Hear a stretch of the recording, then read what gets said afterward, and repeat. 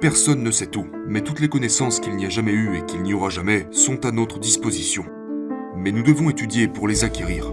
Et la plus belle partie dans tout cela, c'est que lorsqu'on élimine l'ignorance, on obtient la compréhension. Puis la compréhension mène à la foi, et la foi mène au bien-être. Maintenant, là où l'anxiété est supprimée, le bien-être s'exprime. Le bien-être est le contraire de la maladie, parce que là le corps est à l'aise.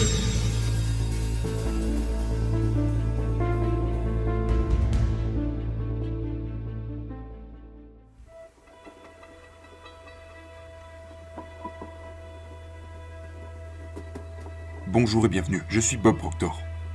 J'étais en train de faire un séminaire récemment, auquel notre directeur créatif participait par hasard, Tommy Collier. Il m'a vu faire ma présentation et il m'a dit « Bob, ces informations valent de l'or. » Il m'a dit « Tu dois en faire une vidéo, comme ça on pourra la mettre en ligne et la partager avec le monde entier, la partager avec chaque personne partout dans le monde. » Il a dit que ça risquerait de changer beaucoup de vies et que cela résoudrait un énorme problème pour beaucoup de gens. Donc, me voilà. Et voici ma présentation. Maintenant, il y a une bonne quantité d'informations ici, donc je vous recommande de prendre un bloc-notes et un stylo, et de prendre des notes au fur et à mesure. Je vous conseille aussi de regarder cette vidéo plusieurs fois, pour que ça s'imprègne vraiment dans votre esprit. Ce sont des informations très précieuses. Vous savez, cette année est le début de ma 59e année dans ce métier. Pendant 58 ans, j'ai travaillé à l'étude d'un seul sujet. Maintenant, même si vous êtes un peu lent, vous avez le temps d'apprendre beaucoup de choses en 58 ans. Et le sujet que j'ai étudié, c'est moi-même. Et plus je me connais moi, plus je vous connais vous. Voyez-vous, nous sommes tous pareils. Nous sommes la plus haute forme de création de Dieu. Nous avons un esprit merveilleux. Nous vivons dans un corps physique et nous échangeons avec le monde matériel. Nous pouvons nous créer le type de vie que nous voulons. Nous sommes la plus haute forme de création de Dieu. Et les deux seules sources de référence auxquelles vous devez vous adresser pour trouver quelque chose sur vous-même, de façon très claire, l'une est la science et l'autre la théologie. Et elles vous apporteront toutes les deux des réponses très très claires. Nous sommes vraiment la plus haute forme de création sur cette planète. Toutes les autres petites créatures de la planète sont complètement à l'aise dans leur environnement. Elles se fondent dans la masse. Vous et moi sommes la seule créature sur la planète qui est totalement désorientée dans son environnement. Et ça, c'est parce qu'on nous a donné les facultés mentales pour créer notre propre environnement. Nous pouvons vraiment créer le genre de vie que nous voulons.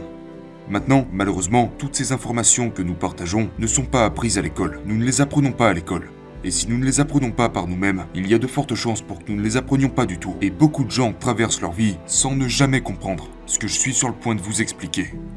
C'est sans aucun doute de précieuses informations.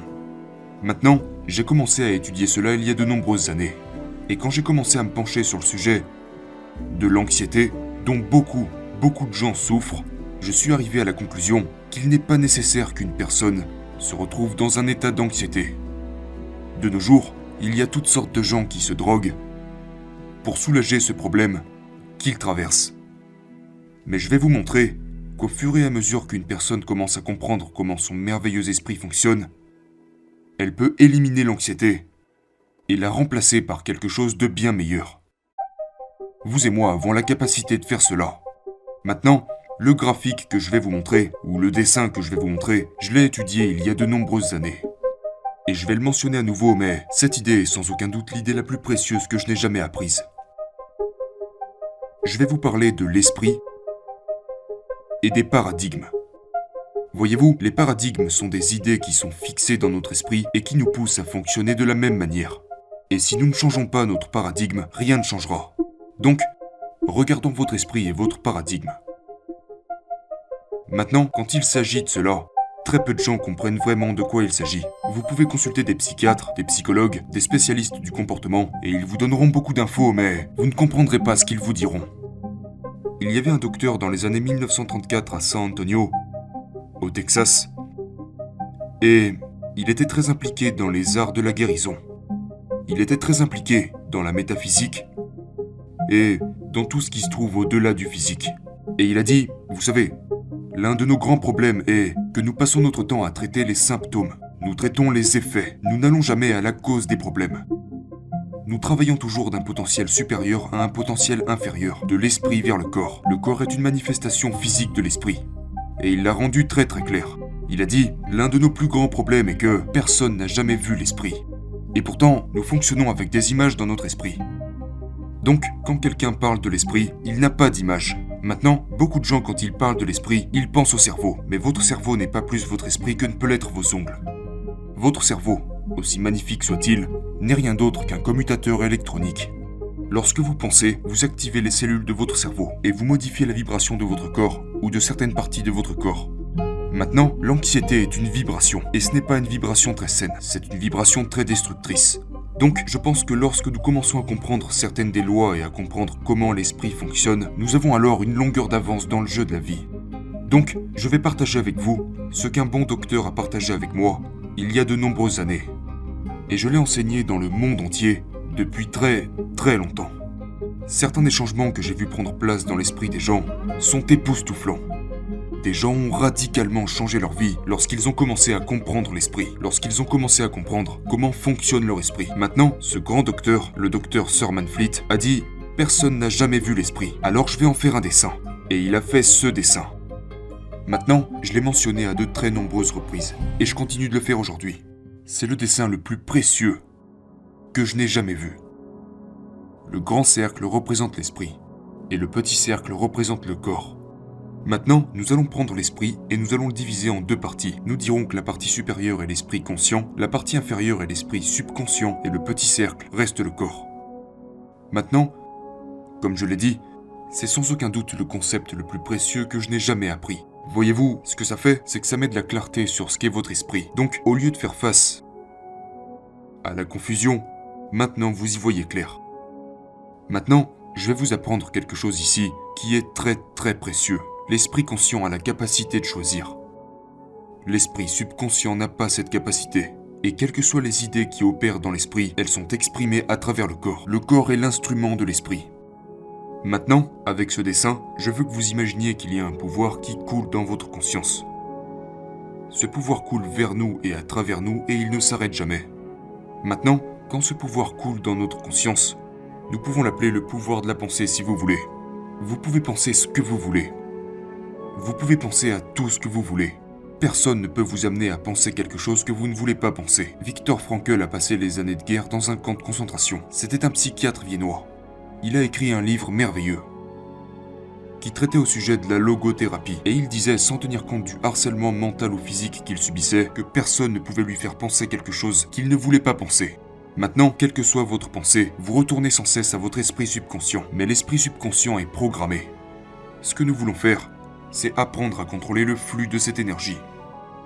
Nous voulons apprendre à contrôler le flux de l'énergie de la pensée et à la laisser circuler librement vers nous et à travers nous, améliorant tout ce avec quoi elle est connectée.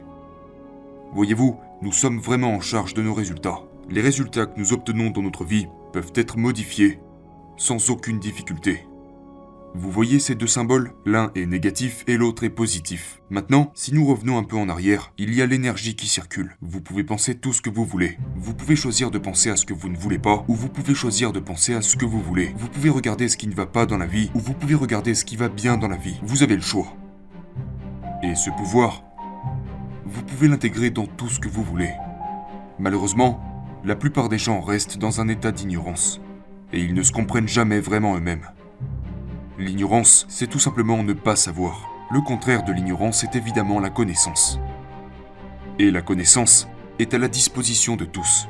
Les bibliothèques sont pleines de connaissances. Les séminaires d'aujourd'hui ne font que distribuer toutes sortes de connaissances. Certaines sont très précieuses, d'autres ne le sont pas forcément. Mais il y a beaucoup de connaissances autour de vous sur ce qui vous fait vibrer, pourquoi vous vivez et comment vous vivez. Maintenant, nous avons le choix et nous pouvons choisir ce que nous voulons. Vous pouvez choisir de penser à ce qui ne va pas ou vous pouvez choisir de penser à ce qui va bien. Pourquoi une personne choisirait-elle de s'inquiéter et de douter ? Eh bien, si nous y réfléchissons un moment, le vrai problème est l'ignorance. C'est le seul problème. Ils ne comprennent pas la situation. Vous voyez, le doute et l'inquiétude sont tous deux des maladies psychiques. Ça revient à se brancher sur le côté négatif de la vie. Et l'énergie afflue. Vous pouvez en faire tout ce que vous voulez. Et qu'est-ce qu'on en fait ? Nous nous inquiétons. Pourquoi est-ce que l'on s'inquiète ? Eh bien, il se peut que nous n'ayons pas assez d'argent pour répondre à nos besoins. Ou les choses pourraient ne pas se dérouler comme nous le souhaitons. Nous avons la possibilité de choisir tout ce que nous voulons. Maintenant, quand nous construisons une idée négative, et c'est ce que nous faisons, nous prenons cette énergie et construisons une idée négative avec. Nous prenons cela et imprimons cette idée négative dans notre esprit subconscient. Le subconscient est l'esprit émotionnel. Donc, nous nous impliquons émotionnellement avec une idée négative. Et cela engendre une vibration appelée la peur. La peur est une émotion négative, mais la cause de cela, la principale cause de la peur est l'ignorance. Maintenant, quand cette peur est ressentie, elle doit être exprimée à travers le corps. Voyez, quand cela entre, ça n'a pas de forme. On se construit une idée négative, et on l'imprime en nous. Cela installe de la peur. Et quand la peur veut s'exprimer, elle s'exprime par l'anxiété. Les gens n'aiment pas l'anxiété. L'anxiété provoque toutes sortes de problèmes. Mais l'anxiété n'est pas exprimée. L'anxiété est réprimée. Elle est réprimée. Maintenant, que se passe-t-il lorsque nous réprimons l'anxiété, lorsque nous gardons cette énergie à l'intérieur? Eh bien, elle se transforme en dépression. Voilà ce qui se passe. Donc, vous voyez, l'anxiété est la racine de la dépression. Mais ce n'est pas la première, ce n'est pas la cause initiale. La cause initiale est évidemment l'ignorance. Puis on passe à l'inquiétude, au doute, à la peur, à l'anxiété, puis on réprime l'anxiété, et l'anxiété se transforme en dépression. Et cette dépression se transforme en maladie. Vous êtes un corps qui n'est pas à l'aise. Donc vous vous crispez. Quand nous réprimons l'énergie négative, le corps commence à se dégrader. Maintenant, faites attention à ça. Parce que la cause première à tout cela est l'ignorance. Mais en étudiant cela avec nous, vous allez combler cette ignorance. Et nous comblons l'ignorance avec la connaissance. Donc, revenons un peu en arrière. La foi basée sur la compréhension est la clé de la liberté. Supposons qu'une personne soit enfermée dans ce côté-là de la vie. Elle semble s'inquiéter de tout et de rien. Elle souffre d'anxiété. Elle souffre de dépression. Pourquoi ? C'est parce qu'elle choisit les mauvaises pensées, et cela est dû à son niveau d'ignorance. Elle ne comprend tout simplement pas. La foi basée sur la compréhension est vraiment la clé de la liberté. Vous savez, il y a de nombreuses années, un roi, Salomon, a dit que dans tout ce que vous recevez, cherchez à comprendre. Comment faire ? On obtient la compréhension en se déplaçant de l'autre côté.